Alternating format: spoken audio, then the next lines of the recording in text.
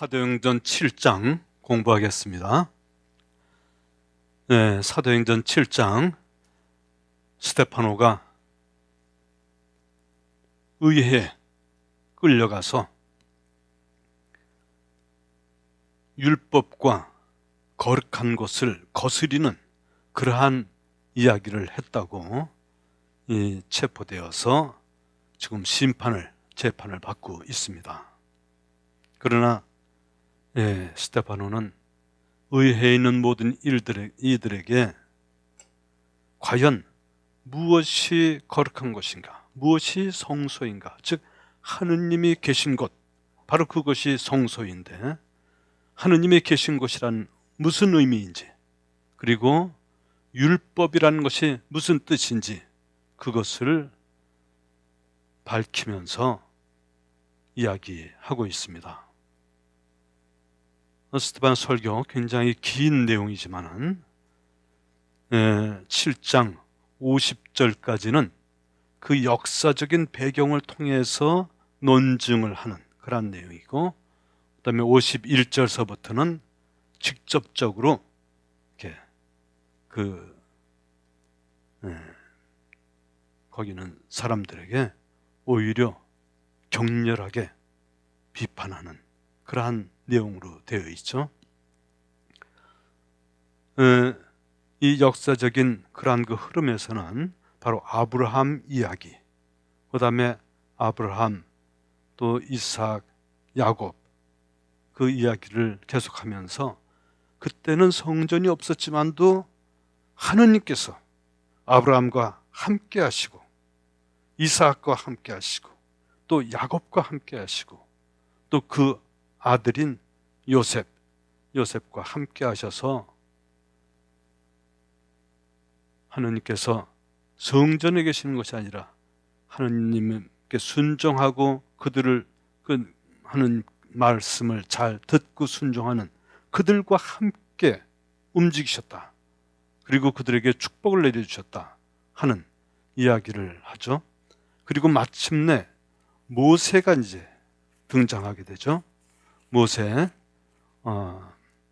가장 어떻게 보면 이 구원자이신 메시아 구세주 예수 그리스도, 그분과 가장 닮은 그런 그 모습으로서 소개가 되는 이 모세가 40년 동안은 궁중에서 생활하고 이제 40살이 되었을 때 이제 자기 자신의 아이덴티티, 정체성을 깨닫고 마침내 이제 미디안 땅으로 피난을 갈 수밖에 없었는데 40년 동안 거기 살면서 하느님의 뜻을 기다리고 있던 그런 그 세월, 그리고 마침내 40년이 다 찼을 때 시나이 광야에서 천사가 떨기나무 불길 속에서 그에게 나타난 그런 광경, 그것을 통해서 아브라함의 하느님, 이삭의 하느님, 야곱의 하느님께서 모세에게 나타나셔서 거룩한 땅이니 신발을 벗어라 하는 말씀 있으시죠? 바로 그 주님께서 함께 하시는 그곳이 바로 거룩한 땅이고, 또 주님께서 말씀하시는 그 말씀이 하느님의 뜻을 이루는 그러한 그 모습, 마침내 율법을 받게 되는 모세의 그러한 그 활동, 그것을 이제 보게 되죠. 그래서 마침내 모세가 그 하느님의 그러한 그 소명을 받고 이스라엘 백성들을 에집트에서 이렇게 끌어내서 지도자로서, 영도자로서 이렇게 모세를 보냈음을 보여주고 있죠. 마침내 모세가 40년 동안 광야에서 이스라엘 백성들의 그러한 그 에집트에서의 모든 그러한 여러 가지 노예 근성이랄까, 그런 여러 가지를 정화시키고 하느님의 백성으로 만들어 나가면서 시나이 사막 여기에서 광야에서 그러한 정화의 기간을 갖죠. 지난 시간까지 38절까지 이렇게 했는데 38절에 이렇게 보면은 그 앞에서부터 보면은 하나님께서는 너의 동족 가운데서 나와 같은 예언자를 일으켜 주실 것이다 하고 이스라엘 자손들에게 말하니까 바로 이 모세입니다 하죠. 이 사람은 광야의 집회 때 시나이 산에서 자기에게 말하는 천사와 우리 조상들 사이에 중개자가 되어 살아있는 말씀을 받아서 우리에게 전해주셨습니다. 살아있는 말씀을 받아서 우리에게 전해주셨다. 하느님과 우리 사이에 중재자가 되었는데 그 중재자는 살아있는 말씀을 받아 전했다는 것이죠. 바로 예수님께서 바로 살아있는 말씀이시고 하느님의 살아있는 말씀을 우리에게 전해주신 그러한 분이 바로 예수 그리스도이신데, 모세, 그런 그 모델이죠. 말하자면 모세가 어떻게 살아있는 말씀, 율법이라고 율법을 내려주셨다 하지만은 율법을 이스라엘 민족에게 보내줬지만 이스라엘 민족은 거부해서 한번 그 석판을 깨뜨리기도 하였죠. 그 탈출기 33장 11절 주님께서는 마치 사람이 자기 친구에게 말하듯 모세와 얼굴을 마주하여 말씀하시곤 하였다 하는 말씀이 있습니다. 살아있는 말씀, 그것은 얼굴을 마주하고 맞대고 이렇게 친구같이 그 얘기해서 그 하느님의 뜻을 모두 알아듣고 그래서 그 뜻을 전할 수 있도록 살아있는 말씀을 전해줬다는 거죠. 율법 기록되어 있는 그 문자뿐 아니라, 그래서 이 만남의 천막 이야기가 있죠. 모세는 천막을 챙겨 진영 밖으로 나가 진영에서 멀리 떨어진 곳에 그것을 치곤 하였다. 모세는 그것을 만남의 천막이라고 불렀다. 주님을 찾을 일이 생기면 누구든지 진영 밖에 있는 만남의 천막으로 갔다. 그죠? 그 7절서부터 이렇게 나오는 만남의 천막 얘기. 이것이 나중에는 테스타멘텀, 그 밑에 43장, 그러면 내가 너희를 44절 우리 조상들은 광야에 있을 때 증언의 천막을 가지고 있었다. 이게 이제 타베르나클룸 테스티모니, The Tent of Testimony, 그 증언의 천막, 즉 결약의 궤, 약속의 궤, 이 십계명을 넣은 그 궤가 있는 그 천막이죠. 그것은 그 만남, 모세가 하느님을 만나고 있을 때 그 만남의 천막, 그 가운데 휘장이 갈려서 한쪽은 그 제단이 이제 약속의 궤가 있는 증언의 그 지성소죠. 증언의 천막이 있는 지성소. 그 한쪽은 만남의 그런 그 방으로서 천막이 쳐져 있는. 그래서 거기에 주님께 말씀드려야 할 때 거기서 야훼 하느님을 직접 만난 거죠. 그리고 나중에 두 번째 그 집게판 이것을 받을 때 34장 보면 탈출기 34장 1절 보면 주님께서 모세에게 말씀하셨다. 너는 처음 것과 같은 돌판 2개를 깎아라. 그러면 내가 깨뜨려버린 그 처음 돌판에 새겨져 있던 말을 내가 새 돌판 위에 다시 써주겠다 하면서 말씀하시고 다시 시내의 산에 올라가서 주님을 만나게 되죠. 다시 계약을 맺으면서 그러죠. 34장에 계속 이렇게 보면은 28절에 보면은 모세는 그곳에서 주님과 함께 밤낮으로 40일을 지내면서 빵도 먹지 않고 물도 마시지 않았다. 그는 계약의 말씀, 곧 십계명을 판에 기록하였다. 야훼 하나님과 만나면서 빵도 먹지 않고 물도 마시지 않고 40일 제를 지키면서 야훼 하나님과 함께 하셨어요. 밤낮으로 40일을 지내면서 그렇게 했다죠. 나중에 모세는 자기도 모르게 얼굴이 빛을 발하게 됩니다. 29절 보면은 34장 29절 보면은 모세는 시나이 산에서 내려왔다. 산에서 내려올 때 모세의 손에는 증언판 2개가 들려 있었다. 모세는 주님과 함께 말씀을 나누어 자기 얼굴에 살같이 빛나게 되었으나 그것을 알지 못하였다. 그러나 아론과 이스라엘의 모든 자손이 모세를 보니까 그 얼굴에 살같이 빛나고 있었다. 그래서 그들은 그에게 가까이 가기를 두려워하였다. 야훼 하느님, 주님을 만나서 주님과 대화를 나누고 주님과 일치를 이루니까 그 얼굴이 완전히 주님의 영으로서 감싸져서 빛을 발하게 되었다는 거죠.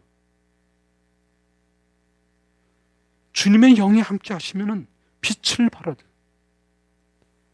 우리 성령 기도의 봉사자들 또 봉사하면서 또 안수 받으면서 또 피정하면서 피정 끝나고 보면은 정말 얼굴에 빛이 나는 사람이 있어요. 얼굴이 환해지고 아주 밝게 웃으면서 안에서부터 기쁨이 샘솟아서 그래서 자기도 모르게 주님을 닮은 그런 모습이 되는 그런 모습이죠. 모세는 40일 동안 야훼 하느님 주님과 함께 있으면서 그 율법을 받아서 전하기 위해서 그 율법판을 새기고 그래서 가지고 내려오는데 어느 틈엔가 바로 주님의 영이 함께 하셔서 주님의 뜻과 일치하셔서 주님과 친구가 돼서 이렇게 만나서 이렇게 있는, 그래서 그분은 율법을 전해줬을 뿐 아니라 모세는 살아있는 말씀을 받아서 우리에게 전해주었습니다 하고 이 스테파노가 그 얘기를 지금 하고 있습니다. 율법은 그 문자판에 있는 그것을 제멋대로 해석하는 율법학자들의 그 여러 가지 그것이 아니라 정말 율법의 완성은 하나님께서 이스라엘을 그토록 사랑하시고 오늘 미사 1절에도 어미가 자기 젖먹이를 잃는다 하여도 나는 결코 잊지 않을 것이다. 그 사랑과 자애와 하는 그 모습 구원의 그 길을 항상 생각하시고 사랑으로 결코 잊지 않는다는 것, 그것을 율법의 완성의 길, 그것이죠. 그것이 약속의 말씀이고, 그러나 우리 조상들은 그에게 순종하려고 하지 않았을 뿐만 아니라 39절서부터 지난 시간에 마지막에 읽기만 하고 거기에 해설을 할 시간이 없었습니다만 그 내용, 그것은 바로 그러한 모세의 말을 듣지 않고 조상들은 그에게 순종하려고 하지 않았을 뿐만 아니라 그를 제쳐놓고 마음은 다시 이집트로 돌아가고 있었습니다. 그러면서 아론에게 말하였습니다. 앞장서서 우리를 이끄실 신들을 만들어 주십시오. 우리를 이집트 땅에서 데리고 나온 저 모세는 어떻게 되는지 모릅니다 하는 그런 말씀, 탈출기 32장 1절에 나오는 그 말씀 그대로죠. 다시 이집트에서 했던 그 신들을, 모세는 산에 올라가더니 어떻게 되는지 모르겠습니다 하면서 얘기를 하고, 그들은 송아지를 만들어서 그 우상에게 희생제물을 바치고 자기들이 손으로 만든 작품들을 놓고 즐거워하였습니다. 그래야 하나님께서는 그들을 외면하시고 그들이 하늘의 군대를 섬기게 내버려 두셨습니다. 이는 예언자들의 책에 기록된 그대로입니다. 이스라엘 집안아, 너희가 광야에서 지낸 40년 동안 나에게 번제물과 희생제물을 바친 적이 있느냐? 너희는 오히려 몰록의 천막과, 페니키아에서 섬기는 태양신이 바로 몰록이죠. 너희 레판 신의 별을, 그러니까 별신의 하나죠. 레판 신의 별, 곧 너희가 경배하려고 스스로 만들어낸 상들을 떠매고 다녔다. 그러므로 내가 너희를 바빌론 넘으로 유배를 보내리라. 이건 한참 후에, 가나안 땅을 정복한 후에 나중에 있게 되는 일이지만은, 아무튼 그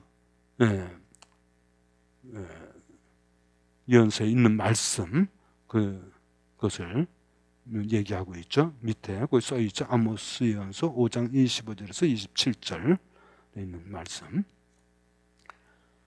44절서부터 그러면 이제 다시 읽고 함께 말씀을 나누도록 하겠습니다. 우리 조상들은 광야에 있을 때 증언의 천막을 가지고 있었습니다. 모세에게 말씀하신 분께서 지시하신 대로 우리가 본 모형에 따라 모세가 만든 것입니다.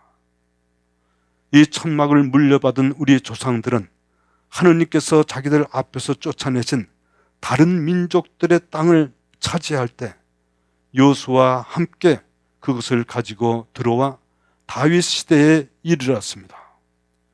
다윗은 하느님의 총애를 받은 사람으로서 야곱 집안을 위하여 하느님의 거처를 마련하게 해달라고 간구하였지만, 하느님을 위하여 집을 지은 사람은 솔로몬이었습니다. 그러나 지극히 높으신 분께서는 사람의 손으로 지은 집에는 살지 않으십니다. 이는 예언자가 말한 그대로입니다.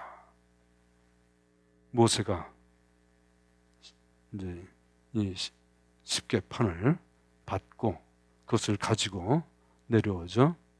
그래서 그것을 중심으로 해서 이제 증언의 천막을 갖고, 그 증언의 천막을, 즉 야훼 하느님께서 계신 그곳이고, 모세는 거기에서 만남의 방을 해서 거기에서 주님을 만나고 또 그 궤를 지니고 다니면서 모든 그러한 싸움에서 승리하고 하는 그러한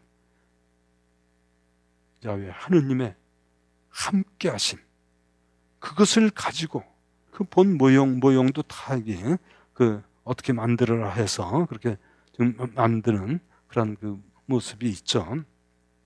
그래서 그 천막을 계속해서 그 후손들이 물려받죠.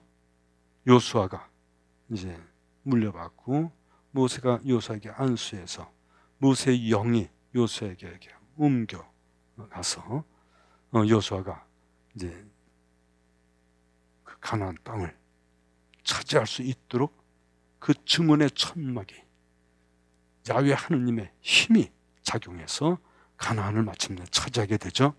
가나안에 들어와서 결국은 다윗 시대까지 이르렀고, 다윗은 하느님의 총애를 받은 사람으로서 야곱 집안을 위해서 내 궁은 이렇게 화려하게 사는데 어떻게 야훼 하느님의 거처가 저렇게 초라해서야 되겠는가 하면서 하느님의 거처를 마련하게 해달라고 간구하죠.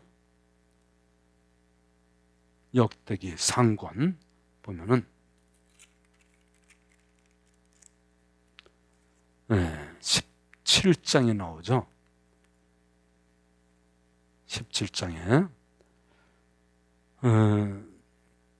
그렇게 이제 자기 나탄 예언자에게 얘기를 하는데, 나탄 예언자에게 어느 날 밤 하느님의 말씀이 내리죠. 나의 종 다윗에게 가서 말하여라. 주님이 이렇게 말한다. 너는 내가 살 집을 짓지 못한다. 나는 이스라엘을 데리고 올라온 날부터 오늘까지 어떤 집에서도 산 적이 없다. 천막에서 천막으로, 성막에서 성막으로 옮겨 다니며 지내왔다. 내가 온 이스라엘과 함께 옮겨 다니던 그 모든 곳에서 내 백성을 돌보라고 명령한 이스라엘의 어느 판관에게 어찌하여 나에게 향백나무 집을 지어주지 않느냐고 한마디라도 말한 적이 있느냐. 그러므로 이제 너는 나의 종 다윗에게 가서 말하여라. 만군의 주님이 이렇게 말한다 하면서, 나는 양떼를 따라다니던 너를 목장에서 데려다가 내 백성 이스라엘의 영도자로 세웠다. 또한 내가 어디를 가든지 너와 함께 있으면서 너의 모든 원수들을 내 앞에서 물리쳐줬다.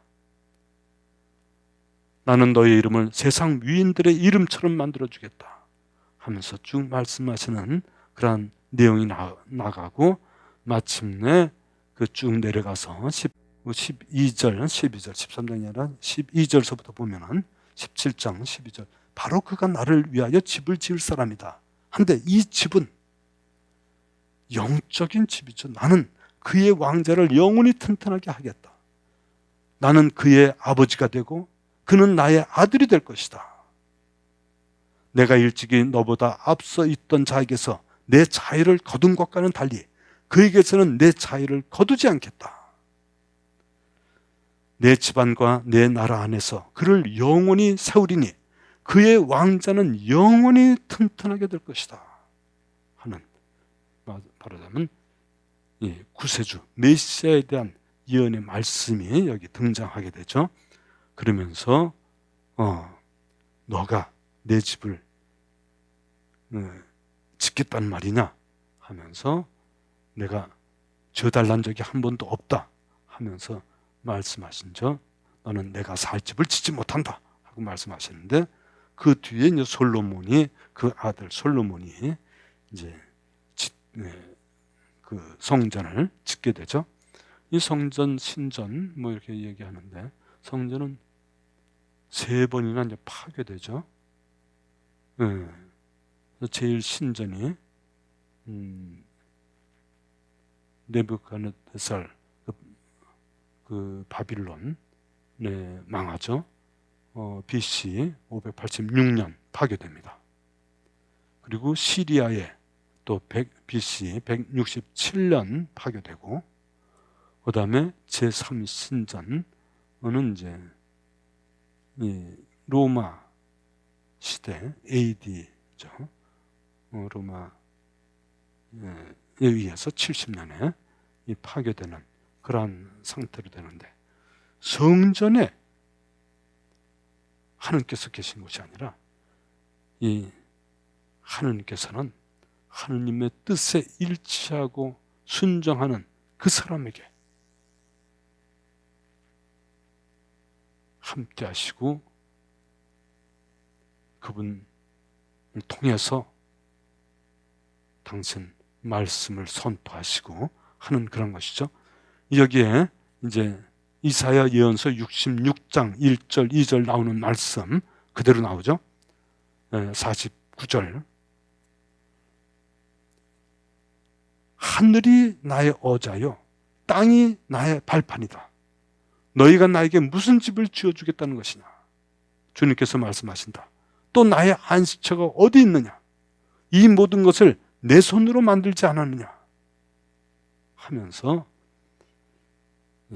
이사야 예언서 66장에 나오는 말씀을 인용하면서 참된 성소가 무엇인가, 참된 하느님이 계신 것이 무엇인가, 또 그 율법이란 무엇인가 하는 것을 이제 역사적인 그런 사실을 통해서 간접적으로 변론을 합니다. 여기에서 그 정말 참된 예배, 참된 주님께서 계신 것이 어딘가 하는 말씀, 예수님께서 그 우물가에서 사마리아 여인과의 그 대화가 있죠. 요한복음 4장에 나오는 우물가의 여인하고 이제 대화하다가 나오는 말씀이 있는데, 이건 굉장히 중요한 말씀인데, 요한복음 4장 21절서부터 24절인데, 예수님께서 그 여자에게 말씀하셨다. 오전에 이제 이 사마리아 여자, 그 우물가의 사마리아 여자가 얘기하죠. 우리 조상들은 이 산에서 예배를 드렸습니다. 그런데 선생님네는 예배를 드려야 하는 곳이 예루살렘에 있다고 말합니다. 하고 이렇게 얘기를 하죠. 그래서 예수님께서 그 여자에게 말씀하십니다. 여인아, 내 말을 믿어라. 너희가 이 산도 아니고 예루살렘도 아닌 곳에서 아버지께 예배를 드릴 때가 온다. 이 장소가 아니고 아버지께 예배를 드릴 그 장소는 어디냐? 여기 나오는 거죠. 너희는 알지도 못하는 분께 예배를 드리지만 우리가 아는 분께 예배를 드린다. 구원은 유다인들에게서 오기 때문이다 하면서 진실한 예배자들이 영과 진리 안에서 하느님께 예배를 드릴 때가 온다. 지금이 바로 그때다. 사실 아버지께서는 이렇게 예배를 드리는 일을 찾으신다. 하느님은 영이시다. 그러므로 그분께 예배를 드리는 이는 영과 진리 안에서 예배를 드려야 한다. 그래서 새로운 예배의 그 장소가 어떤 것인가, 또 새로운 예배의 방법은 어떤 것인가, 무엇인가 하는 것을 가르쳐 주시는 그런 예수님의 말씀이죠. 진실한 예배자는 영과 진리 안에서 아버지께 예배를 드린다. 뭐죠? 사실 아버지께서는 이렇게 예배를 드리는 일을 찾아오신다는 거죠. 하느님은 영이시기 때문에 어디에나 계시고 그 하느님을 믿고 진리와 영 안에서 하느님을 찾는 사람, 그런 사람에게 아버지께서는 오셔서 그 예배를 받으시는 그러한 모습, 바로 그것이 참된 예배의 모습이죠.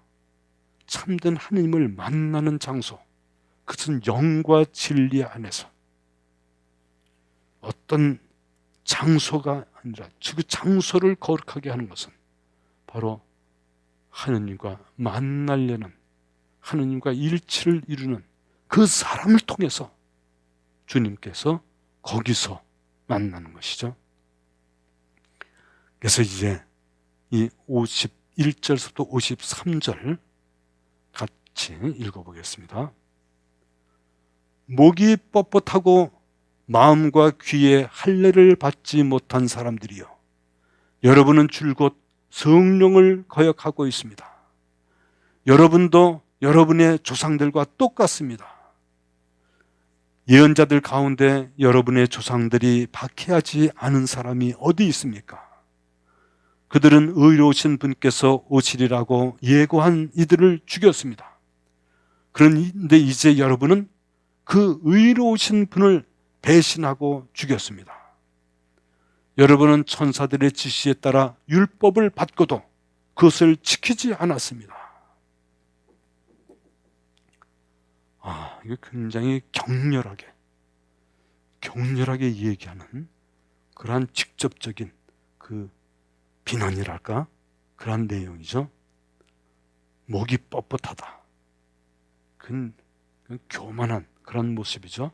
교만하고 고집세고 안하무인이고 그냥 무례하고 한, 거기서 목이 뻣뻣한 이스라엘 백성들을 야훼 하나님께서 말씀하실 때 목이 뻣뻣한 이 백성들 하면서 그런 얘기를 많이 하시는데, 목이 뻣뻣하다 하는 것은 자기 자신의 딱 고정된 그 관념에 쌓여가지고 다른 사람의 말이 들어오지 않는 그러한 상태가 되겠죠.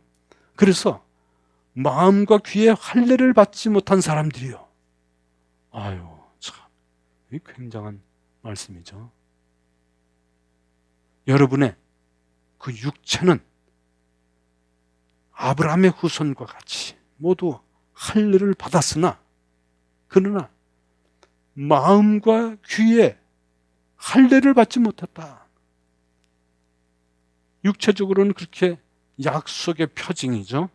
약속의 하나님의 축복을 하고 그 축복에 따라서 율법을 지키겠다는, 율법을 지키면은 하나님의 축복을 받는 그러한 식의 그 약속, 그러니까 약속의 그 표징으로서 할례를 받았지만, 그러나 마음과 귀에는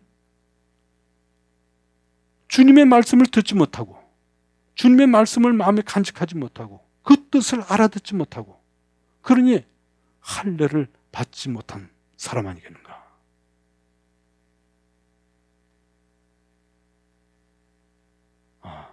참으로 격렬하게 얘기를 하죠. 그래서 여러분은 줄곧 하느님의 영의 그 말씀, 그것을 거역하고 있습니다. 여러분도 여러분의 조상과 똑같습니다. 예언자들 가운데 여러분의 조상들이 박해하신 사람이 어디 있습니까? 하면서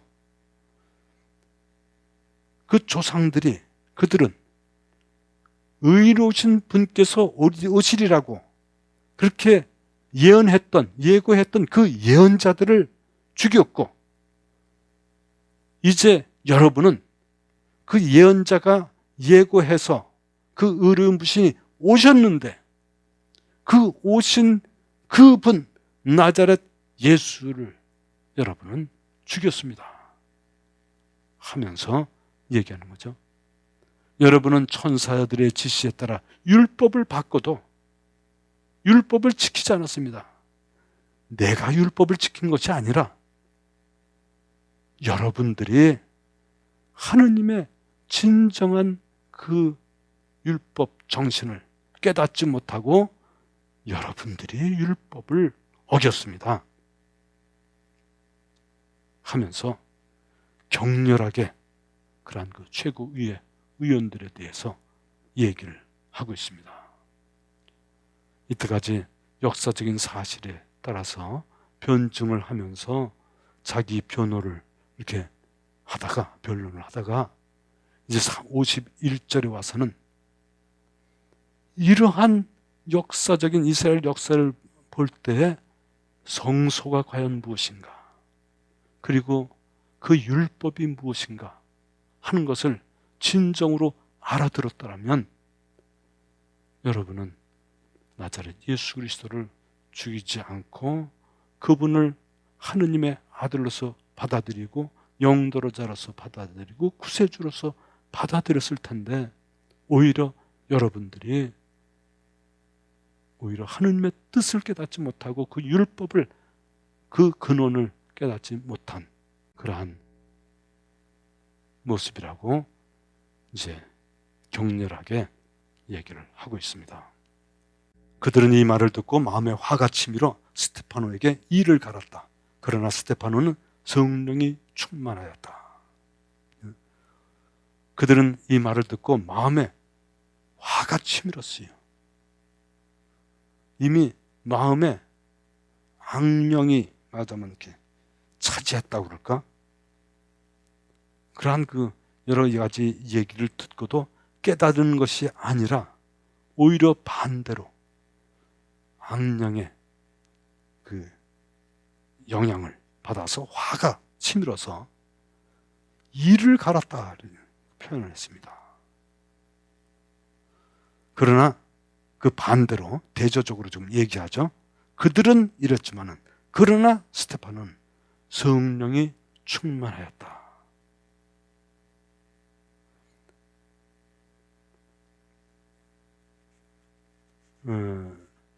사실 구조상으로는 이 7, 이제 이게 7장이 6장 15장에서부터 7장 55절 이제부터 1년 글로 사실은 넘어가는 것이고 지금까지 읽은 성령으로 충만하였다까지는 이 7장에서부터 거기까지 7장 1절서부터 거기까지는 스데파노 설교, 의회에서의 설교의 그 내용이 이렇게 있는 것으로 보여지는 거죠. 구조상으로 보면은. 그래서 거기는 이렇게 전체적으로 이렇게 하면 구조상으로는 6장 15절에서 7장 55절로 이렇게 넘어가는 그런 것으로 볼 수 있다고 학자들은 주로 얘기하고 있습니다. 그러면 7장 55절서부터 60절 끝까지 한번 쭉 읽겠습니다. 그가 하늘을 유심히 바라보니 하느님의 영광과 하느님 오른쪽에 서 계신 예수님이 보였다. 그래서 그는 보십시오. 하늘이 열려 있고 사람의 아들이 하느님 오른쪽에 서 계신 것이 보입니다. 하고 말하였다. 그들은 큰 소리를 지르며 귀를 막았다. 그리고 일제히 스데파노에게 달려들어 그를 성 밖으로 몰아내고서는 그에게 돌을 던졌다. 그 증인들은 겉옷을 벗어 사울이라는 젊은이 발 앞에 두었다. 사람들이 돌을 던질 때에 스데파노는 주 예수님 제 영을 받아 주십시오 하고 기도하였다. 그리고 무릎을 꿇고 큰 소리로 주님, 이 죄를 저 사람들에게 돌리지 마십시오 하고 외쳤다. 스데파노는 이 말을 하고 잠들었다.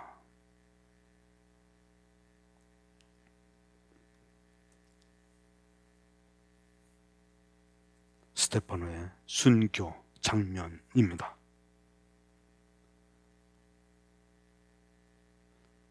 네. 55절 그러나 스데파노는 성령으로 충만하였다. 그가 하늘을 유심히 바라보니 하느님의 영광과 하느님의 오른쪽에 서 계신 예수님이 보였다. 영광.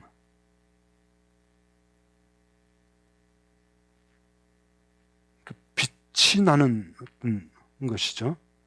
영예로운 빛. 모세가 시나이 산에서 그러한 그 하느님의 영광을 본 그러한 그 모습. 예수님께서 현성령 때 높은 산에서 모습이 변해서 빛이 발하고 그래서 그 영적인 하느님의 영광을 드러내 보이신 그러한 그 사건, 그렇게 비슷한 모습이죠.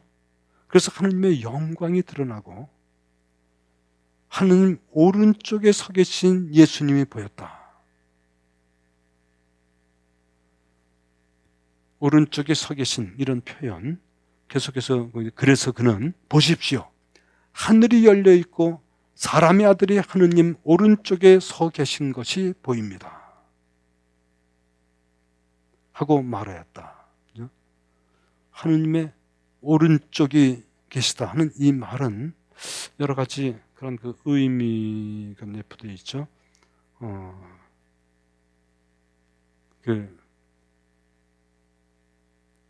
어떤 다스리는 그 섭정에 이 세상에서 섭정할 때 그러한 그 오른쪽에 있는다 하는 그런 얘기도 많이 하지만 그러한 그 의미로서 여기 우리 사도행전의 2장 33절에 오순절날 후에 사도 이제 베드로가 그 오순절 사건을 설명해 주는 그런 내용이 나죠. 그 마지막에 그 2장 33절 2장 33절 보면은 하느님의 오른쪽으로 들어 올려주신 그분께서는 약속된 성령을 아버지에게서 받으신 다음 여러분이 지금 보고 듣는 것처럼 그 성령을 부어주셨습니다. 그죠? 그 하느님의 오른쪽에 계셔서 하느님으로부터 성령을 충만히 받아서 약속된 성령을 받으시고 그 받으신 성령을 지금 여러분이 지금 보고 듣는 것처럼 우리 사도들이 그 성령을 받게 돼서 그래서 이렇게 변화된 모습을 보여주는 것입니다. 즉 오른쪽에 계시다는 하느님 아버지의 성령을 이렇게 전해주시는 그러한 분으로서의 아버지 영과 하나가 된 그러한 그 모습이죠. 하느님의 뜻과 함께 된 그러한 모습, 오른쪽에 서 계신 분. 그리고 사도행전 5장 31절에도 또 거기서 이제 의해서 증언하는 그런 그 내용에 또 나오죠. 5장 31절에 의해서 베드로가 증언하고 있는 거죠.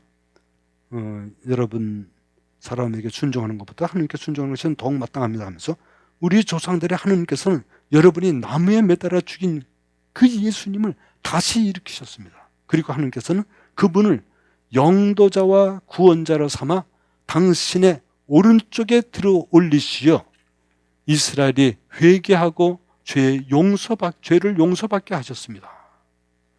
오른쪽에 계신 것은 다스린다는 그런 것뿐만 아니라 하느님께서 그를 당신 오른쪽에 불러오셔서 참된 용서와 참된 그런 그 자비의 모습, 그래서 죄를 회개하고 단죄하는 것이 아니라 회개하고 용서를 해주기 위해서, 구원을 주기 위해서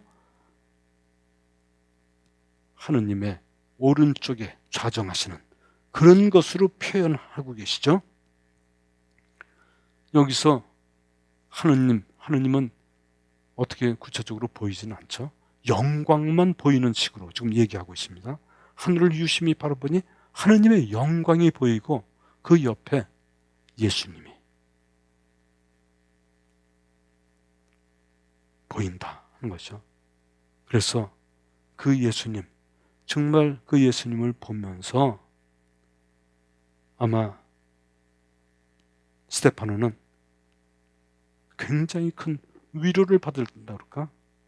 주님께서 나를 저렇게 기다리고 계시는구나. 나를 품어주시기 위해서 주님께서 하느님 오른편에 좌정하신 그런 예수님께서 나에게 이렇게 위로와 격려를 주시기 위해서 나에게 보이는구나. 보십시오 하면서 이제 이렇게 이런 것을 말하고 있는 거죠. 그래서 일제히 이제 그들은 스데파노에게 달려들어서 그를 성 밖으로 몰아내고서는 그에게 돌을 던졌다. 이건 그 합법적인 어떤 절차를 거쳐가지고 그를 단죄해가지고 그에게 어떤 처벌을 하는 그런 식이 아니라 그냥 무작정 그냥 달려들어가지고 성 밖으로 내쫓아서 너는 우리 이 성에 우리 이 동족과는 상관없는 그러한 사람이다. 우리 율법의 규정이 다 어긋나고 그 율법을 어기고 거룩한 성소를 거슬리는 그러한 말을 한 사람으로서 내쫓는 그런 모습이죠. 바로 예수님의 모습과 똑같은 그러한 그 모습이기도 하겠습니다. 그리고 그에게 돌을 던졌어요. 그리고 그 증인들은 스데파노를 거룩한 것과 율법을 거슬렸다고 증언했던 그 증인들은 돌팔매를 하면서 겉옷을, 이 겉옷이 굉장히 길어요. 그러니까 그 긴 옷을 갖고 돌을 팔매할 일 할 수 없으니까는 그 옷을 벗지. 이제 벗어가지고는 그것을 사울이라는 젊은이, 나중에 이제 바오로 사도가 되는 그 사울이죠. 그 사울이라는 젊은이의 발 앞에 두었다. 이 발 앞에 두었다는 것은 어떤 그 권위를 인정하는 그러한 이 표현 중에 하나죠. 이 사도들, 또 사도들의 제자들이 공동체를 위해서 자기 재산을 이렇게 팔아서 그 사도들의 발 앞에 두었다 하는 그런 표현도 마찬가지죠. 그래서 마침내 이 스테파노는 순교하게 됩니다. 순교하는 모습, 사람들이 돌을 던질 때 스테파노는 뭐라고 그래요?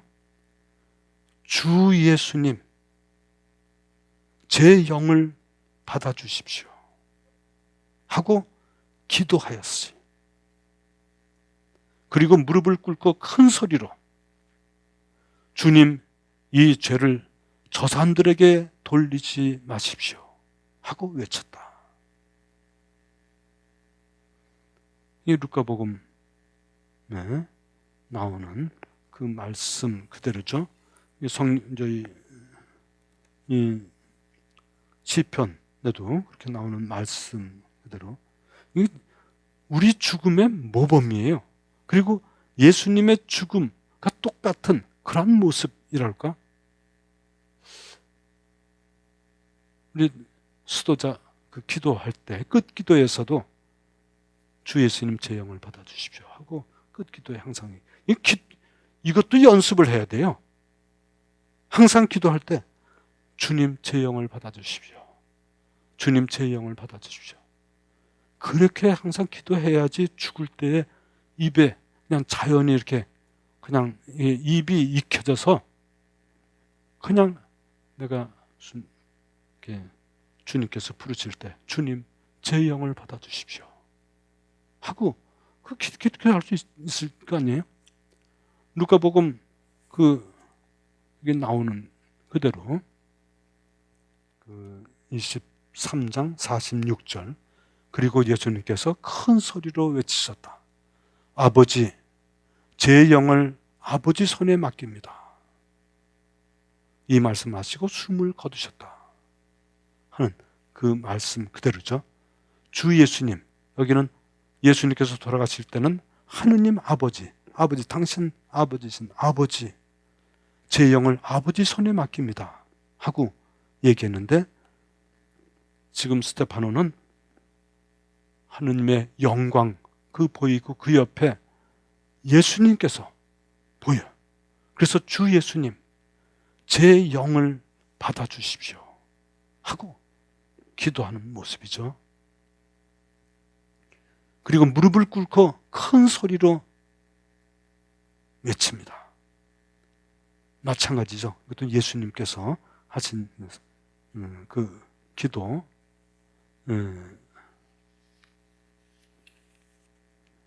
23장 34절에 그 앞에 나오죠.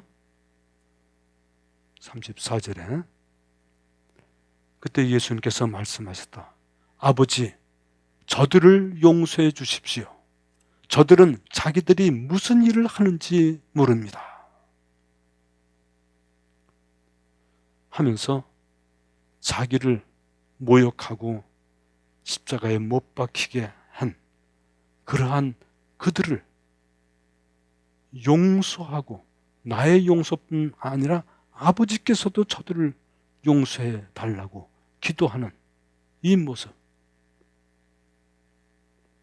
이것도 마찬가지로 우리가 항상 기도하고 자기 전에 이렇게 기도하고 그래서 마음 상했던 모든 사람들 용서하고 저들에게 그 죄를 돌리지 말아 주십시오 하면서 다른 이 이스라엘 여기서 최고위의 지도자들 증인들은 그냥 마음에 화가 치밀어서 어쩔 줄 모르는 그러한 상태지만 스테파노는 죽어가면서도 그들을 원망하거나 그들을 저주하거나 그들을 이렇게 마음으로 미워하는 그런 것이 아니고 이 죄를 저 사람들에게 돌리지 말아 주십시오 하면서 기도하는 그 모습, 이게 바로 우리 크리스찬의, 우리 주님을 믿는 모든 그 제자들이 기도하는, 죽을 때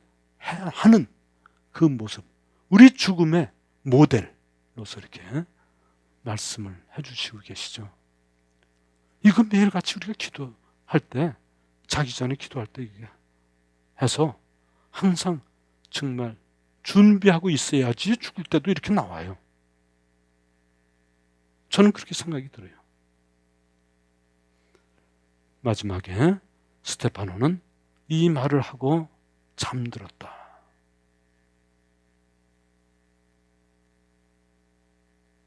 루카복음사가가 죽었다 이렇게 쓰질 않았어요. 아주 평안한 모습으로 잠들었다라고 표현을 했습니다. 이렇게 기도하고 나서 평안한 모습으로 잠든 모습으로 돌팔매질해서 아마 피투성이가 됐을 겁니다. 참하게 볼 수 없을 정도로 굉장한, 죽을 정도로 돌팔매질을 당했으면 주로 머리에 많은 그런 그 돌팔매질을 당했을 거예요.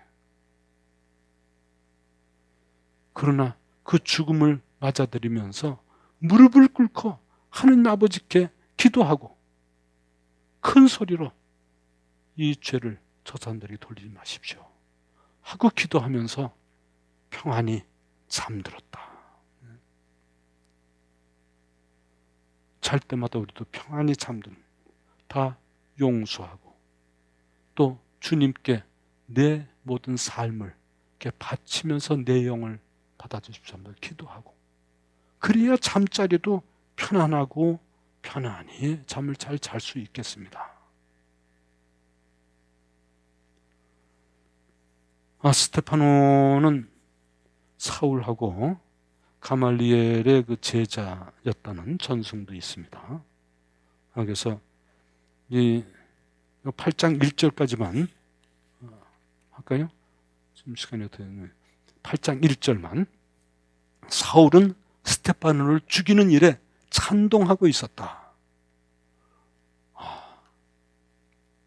같은 그 가말리엘의 그 제자로서 율법을 같이 공부하고 또 유대 모든 풍습이나 뭐 이런 것을 많이 공부를 하고 그랬는데, 저 친구는 왜 그 나자렛 예수라는 사람한테 그 쫓아가서 그 사람하고 그렇게 됐는가? 아마 굉장히 좀 언짢게 생각되고 또 이렇게 이상하게 생각되고, 그러나 사울이 회심하는데 이 스테파노의 죽음이 큰 영향을 주지 않았을까 하는 생각이 들기도 합니다. 스테파노의 순교, 믿는 이들에게 그 모범이 됐을 뿐도 아니라 반대하는 사람에게도 어떻게 보면 큰 영향을, 언제든지 그 영향을 줄 수 있는 그러한 죽음이 되지 않는가 하는 생각이 듭니다. 아멘. 영광이 성부와 성자와 성령께, 성부와 성자와 성령의 이름으로 아멘.